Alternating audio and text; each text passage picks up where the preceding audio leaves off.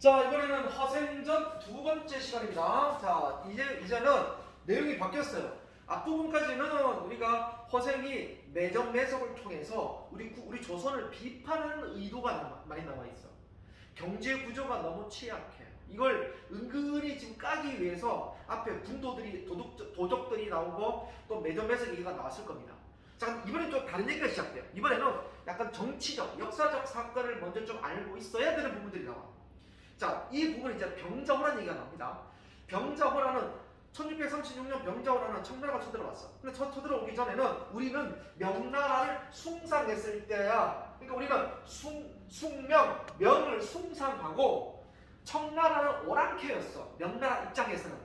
명나라는 우리를 도와줬기 때문에 우리는 명나라를 좋아할 수밖에 없어. 사대주의 관점에서. 그래서 청을 배청한 그 시대 흐름을 갖고 있죠. 그래서 명나라를 숭상하고 청나라를 배척해 왔었는데 1636년 병자호란 때 청나라가 우리나라를 쳐들어왔지. 우리는 치욕적인 항복을 하게 됩니다.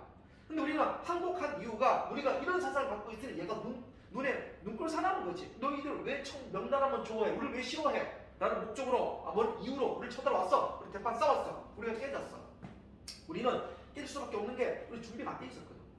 자, 어쨌든 간에 우리 그때는 이 사상 때문에 우리 국민들은 청나라를 원수같이 여기는 그 시대였단 말이야.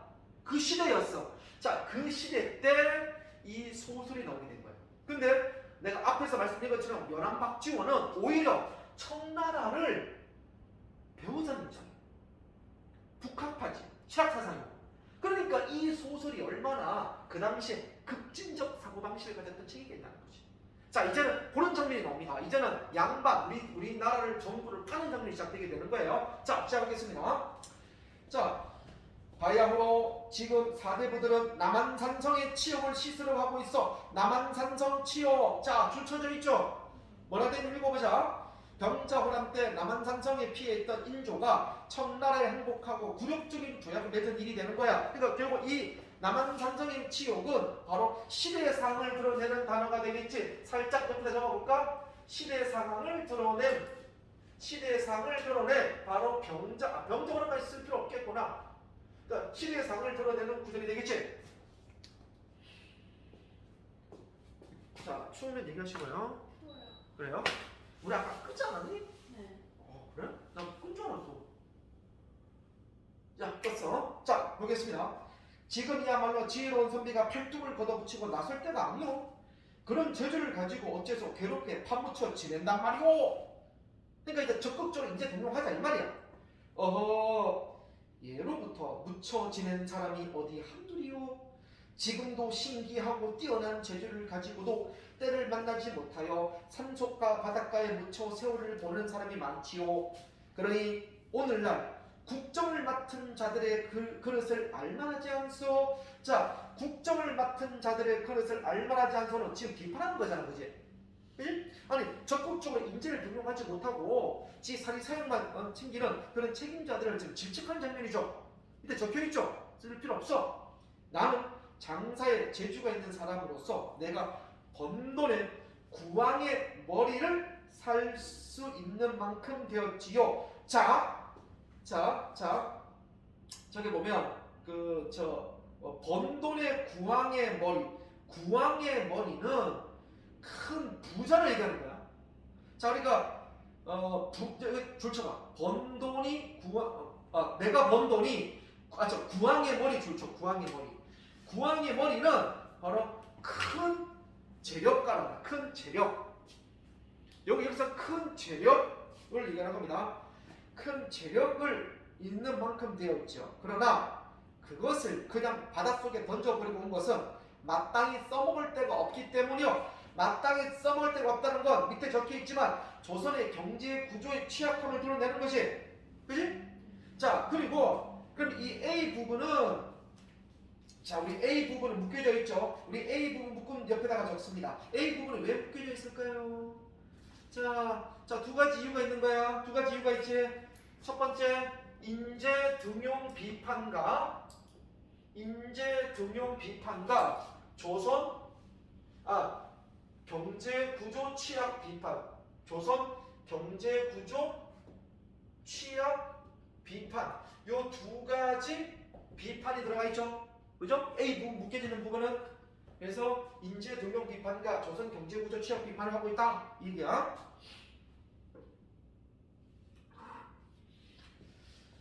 자, 두 가지 목적으로 쓰고 있는 거죠. 그다음 병부자는 오래전부터 이완과 친분이 있는 사이였다. 이완 동그라미치입니다. 자, 여기는요. 이제 이완이 등장합니다. 자, 얘 잘 들으세요. 뭐 역사를 못 쓰면 뭐 알 수 있는 사람입니다만은 진짜 이완의 등장. 요거 잠시 쓰지 마. 이완의 등장인데 이완은 실존 인물이야. 자, 이완의 등장은 역사적 실존 인물입니다. 얘는요 실존 인물이에요. 역사적 실존 인물입니다. 이완은요 아까 내가 병자호란 때 청나라의 볼모로 끌려간 왕자가 두 명 있었어. 소현사자와 복림대군이야. 근데 소현사자와 복림대군은 청나라 7년 동안 볼모로 잡혀가면서 갖은 곤욕을 다 치르게 됩니다. 7년 뒤에 풀려나는데 근데 소현세자는 자기 아버지 인조가 지금 항복을 한 걸 알고 있으면서도 돌아왔을 때 물어봅니다. 왕이 야 인조가 물어봤겠죠. 야 아들들아 청나라에 있으면서 무엇을 느꼈니? 라고 하면 그 아버지가 원했던 대답이 뭐냐 그러면 아버지 청나라 너무 미워요 이런 대답을 원했는데 이 눈치 없는 소현세자는 아버지 청나라 좋던데? 너무 선진국이야. 이러면 아버지 빡든 거지. 이 자식이 내가 치욕적인 항복을 한 걸 알면서도 저딴 해? 하고 잿더리를 던져서 걔를 맞춥니다. 그러니까 피를 흘려요. 물론 한 달 뒤에 그러고 나서 소현세자는요 몇 달 뒤에 독살이란 말이 나옵니다만 죽임을 당해요. 죽습니다. 그러면 결국 그 둘째를 복림대군이 왕이 됐죠. 근데 복림대군은 딱 그럽니다. 아버지 제가요 청나라 제가 복수해 드릴게요. 청나라 제가 군사 기밀을 훔쳐와서 실제 걔를 훔쳐와요. 군사 기밀을 훔쳐와가지고 제가 복수해 드릴게요. 하니까 역시 내 둘째 아들 네가 왕해 해서 그 왕이 무슨 왕이니? 효정이야. 그래서 효정 오른팔이 바로 이완이야. 얘는 지금으로 말하면 국방부 장관급은 아니고 실제 이제 그 군 대장급이 되는 거야. 그래서 얘는 실제 효종의 명을 받고 군사를 10만 대로 모으기 시작해. 훈련시켜. 그러니까 실제적인 군 실세가 되는 거야. 얘가 앞장서서 북벌로를 들어갑니다. 제가 임금님 대신해서 제가 청나라 복수해 드릴게요 하고 앞장서서 군벌을 개혁한 사람마다 이원이야. 그러니까 실존 인물이야. 원래 얘는 되게 좋은 사람이야. 근데 이 소설을 쓴 연합 박지원 입장에는 얘는 나쁜 놈이 되는 거지. 그러니까 여기서 상징하는 것은 실존 인물이지만은 동시에 얘는 뭐야? 바로 어떤 풍자 실존 인물을 통해서 풍자를 극대화하죠. 풍자의 극대화시키는 거죠. 그죠? 그러면 좀 더 사실성이 좀 느끼죠. 그리고 어떤 사실성을 또 극대화시키죠. 자, 이런 효과가 있어. 실존 인물을 극대화시키고. 자, 두 번째. 이원이 등장하면서 이 소설은 이제 위기가 시작됩니다. 소설 발달 단계상 위기가 시작되고 사건이 급진전이 일어납니다. 사건에 급진전이 일어나게 되는 거예요. 자, 세 번째는요. 자, 이완을 통해서요. 이완은 원래 좋은 사람이야. 근데 여기서는 어떤 집권층의 전형적 인물을 합니다. 집권층의 전형적 인물로 나와요. 전형적 인물, 즉 비판적 대상으로 나옵니다. 비판적 대상으로 나와요. 여기서는요. 근데 역사적으로 본다면 나쁜 사람 아니야. 근데 연합 박지원 입장에서는 비판의 대상이 되는 거지. 무능력한 집권층을 의미하는 거야. 그래서 무능한 집권층의 전형적 인물로 나옵니다. 아셨죠? 필기.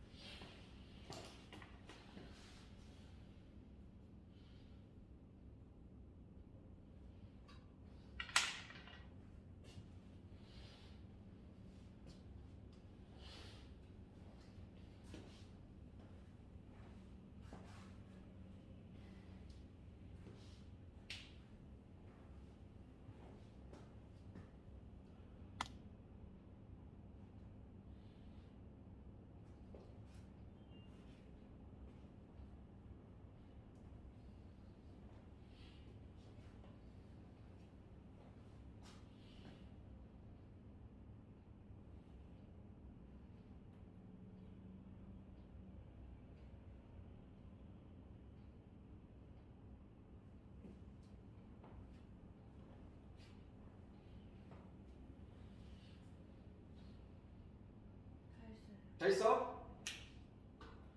자, 그 다음. 자, 이번 등장합니다. 해볼게요. 때마침 이완의 어용대장이 되어 변부자를 찾아왔다. 혹시 백성들 중에 신기한 재주를 숨기고 있어 함께 큰일을 해볼 만한 사람은 없던가? 자, 그러니까 변부자는 즉시 허생 이야기를 해주었다. 변부자의 말을 듣고 난 이 대장은 깜짝 놀라 물었다. 놀랐구나. 정말 그런 사람이 있단 말인가? 그래, 그 사람 이름이 뭐라고 하던가? 소인이 그 사람과 3년을 가까이 지냈는데도 아직도 그 이름을 모르고 있습니다. 그냥 허시성을 가졌다는 것밖에 모릅니다. 그 사람 보통 사람 아닌 게 틀렸네. 부장께 함께 가보세요. 찾아갑니다. 그 다음에 또 보죠. 밤이 되자 이 대장은 수행하는 병자들을 모두 물리치고 변부자와 단둘이 허생의 집에 찾아간다. 변부자는 이 대장이 잠시 살인문을 밖에 기다리게 하고 혼자 안으로 들어가자 허생이 이 대장의 몸소 촬영 까닭을 이야기를 하였다. 자, 볼게요. 허생은 변부자의 말을 들은 채 만체하였다. 자, 차고온 술병이나 어서 내놓으시오. 기본적으로 자, 줄 쳐봐. 들은 채 만차였다고 줄 쳐봐. 들은 채 만차였다 줄 쳐봐. 자, 이건 뭐냐면 바로 집권층에 대한 반감이야. 집권층에 대한 반감을 가지고 있는 거야. 반감이 싫은 거야, 처음부터. 그러니까 모든 게 힘들고 꼴보기 싫은 거야. 그래서 집권층에 대한 반감. 그래서 들은 채 만차는 거야. 반감 가지고 있어요, 지금.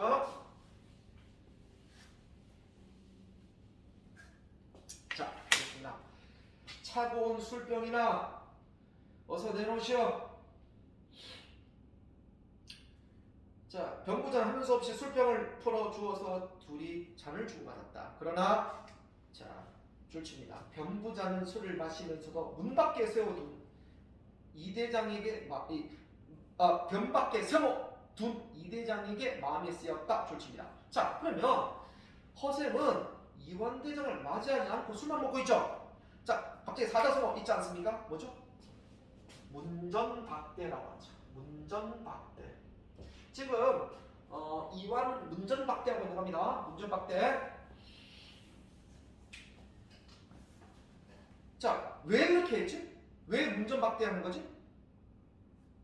기본적으로 문전박대한 이유는요, 아까 얘기했다시피 집권층에 대한 반감도 있지만, 자, 집권층에 대한 반감은 여전해. 또 있지만 이완을 시험하기 위해서요. 이완을 시험하기 위해서요.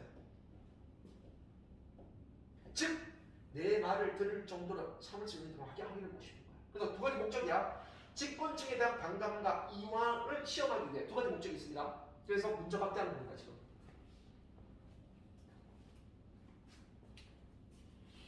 자, 그 다음. 그래서 거듭 이야기를 하였지만 허생은 도무지 아랑곳하지 않았다. 어느덧 밤이 깊었다. 그래서 허생은 손님은 좀 불러볼까 하였다. 그러나 이 대장은 방으로 들어와도 허생은 자리에도 일어나지 않았다. 계속 지금 반감을 갖고 있는 겁니다. 이 대장은 몸둘 바를 몰래 하다가 서둘러 나라에 큰일이 있을 인재를 구하고 있다는 말을 장하게 늘어놓았다. 허생은 이 대장의 입을 막기로 하는 듯이 손을 내저었다. 밤은 짧은데 말이 길어 듣기 참 지루하군. 그래, 지금 그대의 벼슬이 뭐요?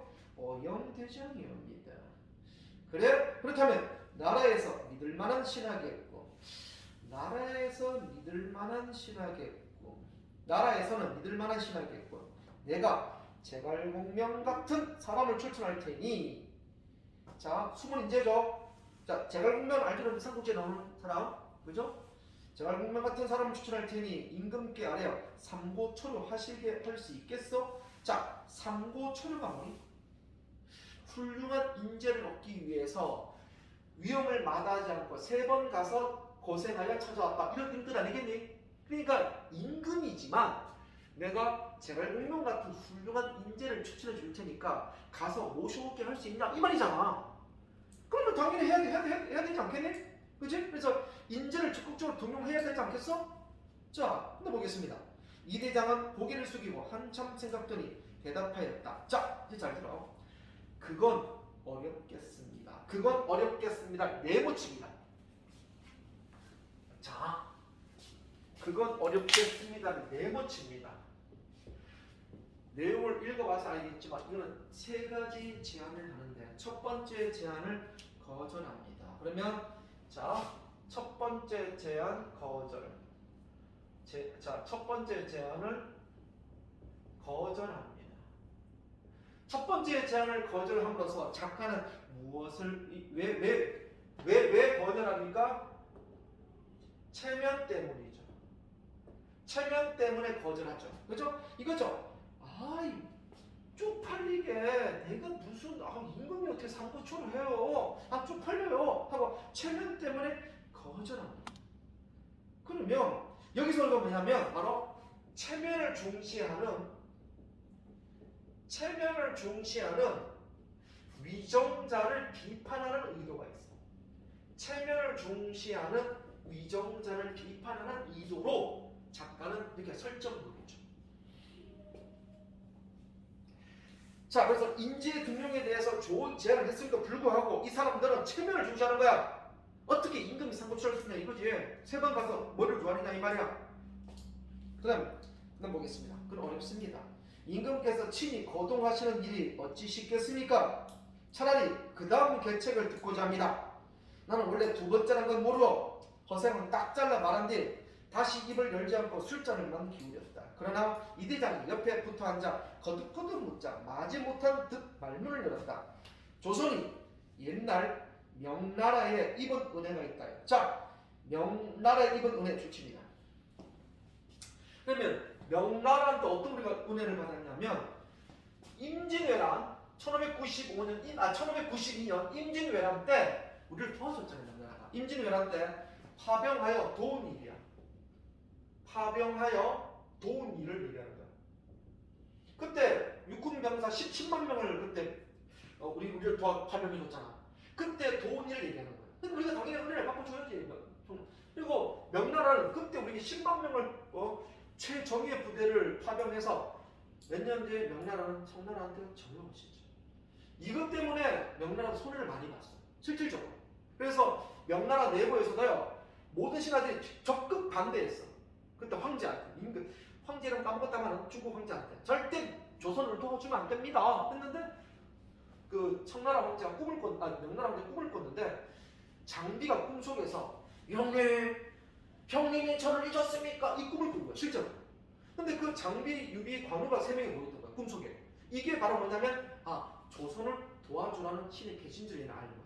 그래가지고 많은 신하들의 그걸 반대를 무릅쓰고 조선을 도와주거라 해서 도와주고. 그래서 우리가 겨우 일본을 막았던 것도 사실이야. 그럼 솔직히 고마운 일을 하죠. 그때 그 꿈이 진짜 우리를 살렸다고 해도 과언이 아닐 정도예요. 자, 또 그 당시에는 명나라 우리를 도와줄 입장이 아니었음에도 불구하고 계속 보겠습니다. 자, 명나라가 청나라에 망한 뒤 명나라의 많은 자손들이 우리나라로 망명해 와 떠돌아다니고 살고 있다고 들었어. 그대가 조정에 청하여 종실의 딸들 그 사람에게 시집 보내고 세도가들의 재산을 빼앗아 그 사람에게 나눠줄 수 있겠어? 자, 이거 결국 뭐냐면 너희들 그렇게 명나라가 좋아? 너희들 항상 그러더라. 명나라가 임진왜란들을 도와줬다고? 그래, 오케이, 인정. 그러면 지금 명나라가 지금 거의 다 망해가고 그다지 망해가고 있는 찰나야. 완전 망하진 않았어. 명나라 애들이 지금 도망가 있잖아. 그럼 걔네를 모아놓고 너희 딸 아들 다 시집 보낼 수 있어? 그렇게 할 수 있어? 좋다, 명나라가. 이렇게 말할 의도가 말이에요. 바로 청나라를 물리치고 명나라를 도와주자는 북벌론의 허위성을 비판해주기 싶은 거예요. 그런데 이 사람이 그 다음 뭐라 그럽니까? 자, 보세요. 하니까 이대장은 고개를 숙이고 한참 생각들 입을 열었다. 어렵습니다. 자, 요거 내놓지 어렵습니다. 자, 두 번째 제안 거절이죠. 자, 두 번째 제안 거절 어렵습니다. 자, 얘는요 두 가지 목적이 있어. 아까 친명배청사상 또는 숙명배청 같은 말이죠. 친명배청 사상을 비판하는 의도예요. 친명배청 사상을 비판하기 위함입니다. 그리고 또 바로 집권층의 기득권을 비판하는 거예요. 집권층의 기득권을 비판하기 위해서요. 아니, 너희들이 그렇게 청나라가 명나라가 좋다고 그럼 너희들 모든 딸들을 다 시집 보내봐. 못 보내지. 아깝지. 하고 그 기득권을 비판하는 거야.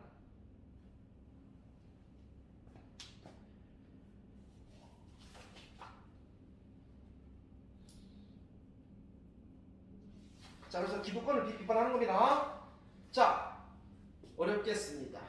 지체 높은 종실의 어른들이 어찌하여 하고 많은 신랑감을 두고 귀한 딸을 나라도 없는 떠도는 자들에게 씹어내겠습니까? 이것도 어렵다, 저것도 어렵다. 도대체 그럼 뭘 할 수 있단 말이오? 그렇다면 아주 쉬운 일이 하나 있는가 있는가 할 수 있겠어? 그 말씀을 듣고자 합니다. 자, 이제 세 번째, 무릇 천하를 도모하고자 한다면, 자, 천하를 도모 줄칩니다. 천하를 도모. 이 천하를 도모한다는 게 뭐냐면 아까 얘기했던 바로 북벌론을 얘기하는 겁니다.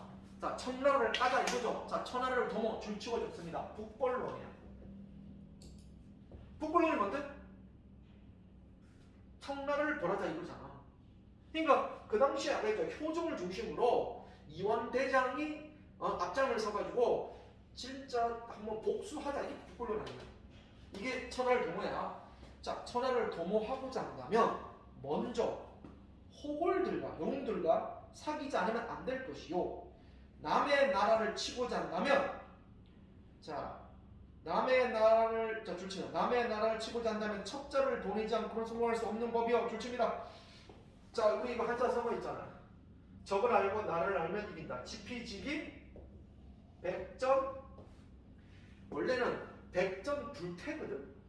100번 싸워 한 번도 물러나지 없다 이 말인데 그냥 백전백승이라 해도 백전백승이라 해도 상관없어요. 원래는 원문은 지피지기면 백전불태라고 되어 있지만 백승이라 합시다 그냥. 왜? 이게 더 많이 쓰이니까. 지금 청나라가 천하의 주인이라고는 하지만 중국 사람들, 자, 중국 사람들 좋죠. 요거 시험에 가끔씩 나오는 문제인데 중국 사람은 명나라의 청나라예요? 여기서는? 문맥상? 그렇지. 자, 명나라라고 하고 바로 한족이야. 한족. 명나라 한족. 요거 가끔 시험 문제 많이 나온다. 중국은 여기 명나라다. 중국 사람들과 친하지 못한 판이니 다른 나라보다 먼저 항복을 한 우리나라를 제일 믿고 있을 게 아니요. 그러니 우리가부터 살짝 가로입니다. 우리가 당나라 원나라 때처럼 우리나라 젊은이들을 청나라 유학 보내고 벼슬도 하고 상인들도 자유로이 왕래할 수 있도록 해달라고 하면 우리의 청을 기쁘게 받아들일 것이요까지 가로 닫고, 자, 뭐니? 청과의 교류를 주장하죠. 청과의 교류입니다. 교류니까 뭐지? 바로 북학파 입장을 지금 고수하고 있죠. 북학파 입장이야. 연합 박지원이 북학파 입장을 지금 이 책 속에 담겨 있는 겁니다. 자, 그러면 나라 안의 젊은이들을 뽑아 대놈처럼, 대놈은 청나라를 이제 그 약자보는 말이죠. 이 변발이 뭔지 알지? 머리 깎아버리고 뒤에만 묶어버리는 거, 그죠? 변발을 시키고 대놈 옷을 입혀, 대놈도 청나라 옷이야. 옷을 입혀 들어 보내. 그중 선비들은 청나라에서 과거를 보도록 하고 장사치는 멀리 강남에까지 들어가. 이 강남은 중국 강남이야. 그들의 실정을 정탐하게 하는 곳이요. 그러면 그곳에 호걸들과, 자, 그곳에 호걸 줄칩니다. 그럼 그곳의 호걸은 무슨 나라 호걸들이 되겠니? 조선의 호걸들이니 명나라 호걸들이니 청나라 호걸들이니? 여기서는 그곳의 호걸들은 명나라 호걸입니다. 그곳의 호걸 줄칩니다. 명나라. 그러니까 아직 명나라가 다 망한 건 아니야. 청나라 안에도 명나라 호걸들이 숨어 있는 거야 지금. 그러니까 우리 그놈과 결탁해서 싸우면 될 거 아닌가? 이 얘기야. 사기한다면 그때 비로소 천하를 도모하여 병자호란의 치욕을 씻을 수 있지 않을 것이오. 자, 이 말이 무슨 말이면, 자, 쓸 건 없어 이거야. 아니, 북벌론 좋다. 그런데 먼저 먼저 청나라랑 문물을 교환하자는 거야. 우리가 힘을 기르자는 거야.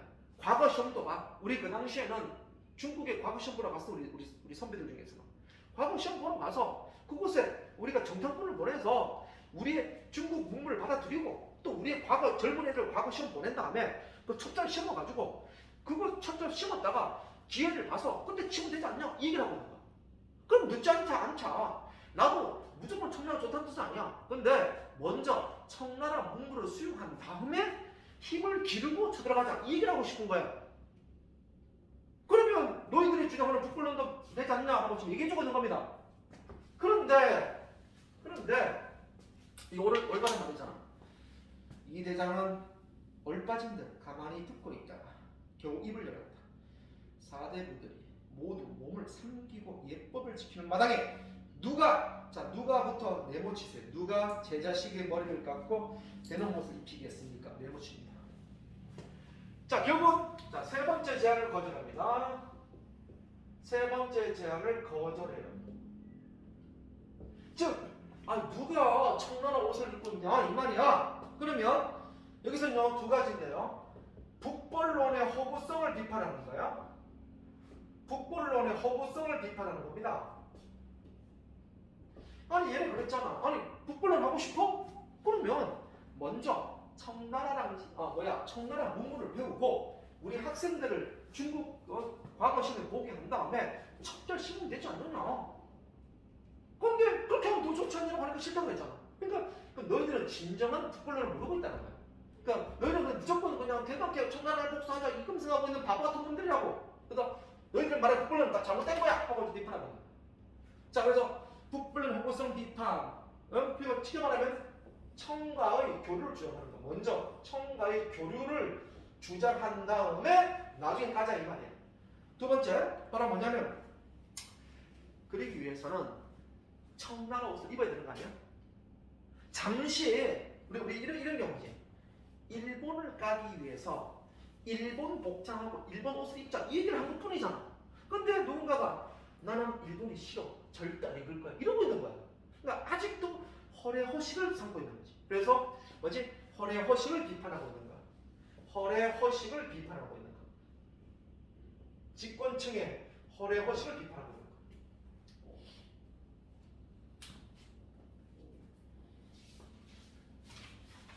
자, 그럼 보겠습니다. 그래서 어성이 자리를 박차오려나 버릇 화를 내었다. 그 4대 불안놈들이 도대체 어떤 놈들이냐? 의복은부터 살짝 바로 여세요. 의복은 온통 희게만 입으니 이것이 상을 당한 사람의 옷차림이다. 즉 우리나라는요 백인민족이었잖아. 그러니까 우리는 뭐 좋게 말하면 깨끗한 민족을 하지만 솔직히 우리가 염색 기술이 좀 떨어졌어요. 그러니까 흰옷밖에 입지 않았던 건 사실이야. 근데 설사 염색 기술이 있다고 하더라도 흰옷을 좋아했었잖아. 그러니까 이거 비판하는 거야. 야, 흰옷은 옷을 금방 떼타. 그리고 전장할 때 옷을 금방 들키기 때문에.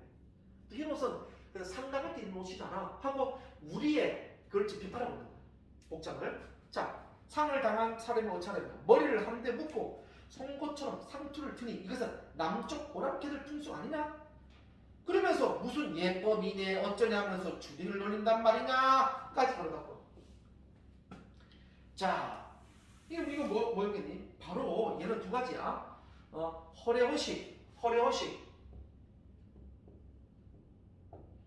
허례허식과 뭐냐 그러면 비실용성을 비판하는 거야. 비실용성을 비판하는 거야. 전쟁할 때 상투 잡히면 안 되잖아. 흰옷 입으면 안 돼. 금방 밤에 들키잖아 적들한테. 그러니까 우리 허례허식과 비실용성을 비판하는 거야. 우리 옷에. 그뿐이냐? 장착, 말타기, 칼쓰기, 창찌르기, 활쏘기, 돌팔매질까지 입혀야 할 판국에 넓은 소매옷을 고쳐. 넓은 소매옷 세모치기야. 넓은 소매옷은 밑에 적혀있지만 전투하기에 적절하지 않아. 봐, 이게 넓은 소매옷은요 전투하면 자꾸 걸거친단 말이야. 그럼 이것도 무엇을 상징하니? 비실용성을 상징하는 거야. 저거 비실용성.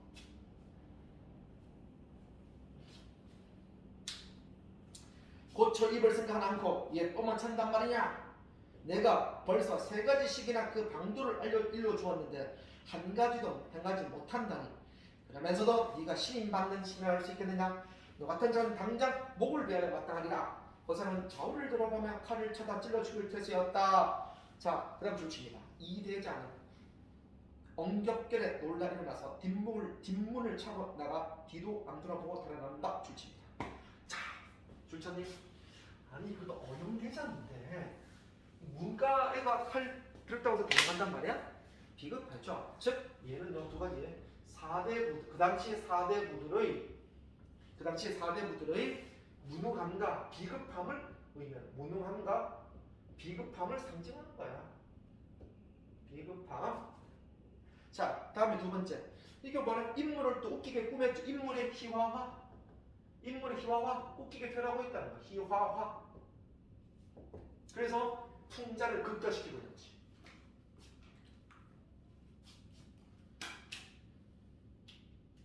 자, 그 다음 마지막 결말 두 줄. 그 부분. 이게 줄치세. 다음날 이대장 다시 허생의 집을 찾았으나 집은 이미 텅 비고 허생은 온데간데 없었다. 미완의 결말이라고 되어 있죠. 즉 쉽게 말하면 다른 말로 뭐니? 열린 결말이죠. 열린 결말은 독자들에게 상상과 여운을 주죠. 그래서 열린 결말은 독자에게 상상과 여운을 제공하죠. 자, 두 번째. 자, 얘는 결국은 일반 소설과 다른 일반 고전 소설과 다른 결말이죠. 일반 고전 소설과 다른 결말이죠. 왜? 일반 고전 소설은 다 해피엔딩이잖아. 근데 해피엔딩이 아니잖아. 그죠? 그리고 자, 이걸 해줄게. 마지막 세 번째인데 실제로 연한 박지원이 9번의 청나라를 왕래하면서 쓴 일기가 열하일기라고 했잖아. 열하일기는 너무 급진적이야 그 당시에.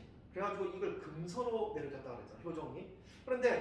그래서 얘가 얘도 물론 체포됐어. 감옥에 갔어. 이 책을 쓰고 나서부터 너무 급진적이야. 근데 열하일기 속에는 11편의 소설이 들어가 있어. 허생전, 양반전, 호질, 예덕선생전 하고 되게 많은 글들이 소설이 담겨 있어. 얘도 이 소설도 열하일기라는 책 속에 담겨 있는 소설이야. 근데 이게 어떻게 시작하면 이렇게 시작됩니다. 내가 중국 두막에 들어갔는데 어떤 옆에 있는 사람이 이런 이야기를 하더라 하고 이 소설이 시작되는 거야.